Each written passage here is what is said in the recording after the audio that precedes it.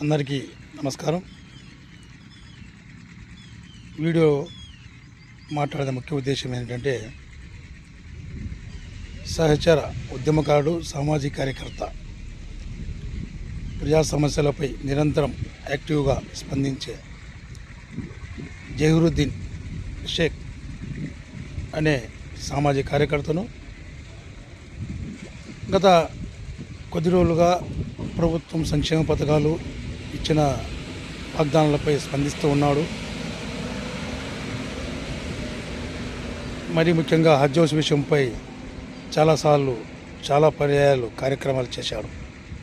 అక్కడ శుభ్రం చేయడం కానీ, అక్కడ పరిసరాల గురించి కానీ వీడియోల రూపంలో మాధ్యమాలలో చూపిస్తూ వచ్చాడు. అది ఈ కొందరు గిట్టిన వారు అతని మీద గతంలో ఒక కంప్లీట్ ఇచ్చి ఉన్నారు. కంప్లీట్ ఇచ్చిన పేరు లేదు, అడ్రస్ లేదు, డోర్ నెంబర్ ఉండదు, ఆధార్ నెంబర్ ఉండదు, ప్లస్ ఏముండవు. ఊరికే కంప్లీట్ ఎవరో ఇచ్చినారు, ఎల్లయ్యో పుల్లయ్యో XYZ. దాన్ని ఇప్పుడు పైకి తీసుకొచ్చారు.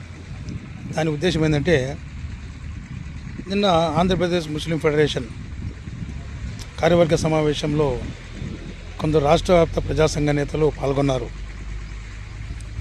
ఇతను ఆ హజ్ హౌస్ను మీద గలమెత్తాలి అని చెప్పేసి అక్కడ వచ్చిన వారిని ఒక 5 మందిని తీసుకొని వెళ్ళి హజ్ హౌస్ దగ్గర తీసుకొని వెళ్ళి హజ్ హౌస్ పరిసరాలు చూపించి అక్కడ ఉన్న స్థితిగతులు సోషల్ మీడియా ద్వారాగా వాళ్ళు ఎవరైతే వెళ్ళిన నాయకులు వివరించారు. దానికి అధికార పార్టీ వారికి ఇప్పుడు అది నచ్చకుండా ఉన్న దానికి నచ్చక గతంలో ఇచ్చిన కంప్లీట్ని ఇప్పుడు రేట్ చేసి, అంటే కారణం దొరకాలి కదా, ఇతన్ని ఇప్పుడు నిన్న కస్టడీలో తీసుకొని 14 రోజులు రిమాండ్ పంపించారు.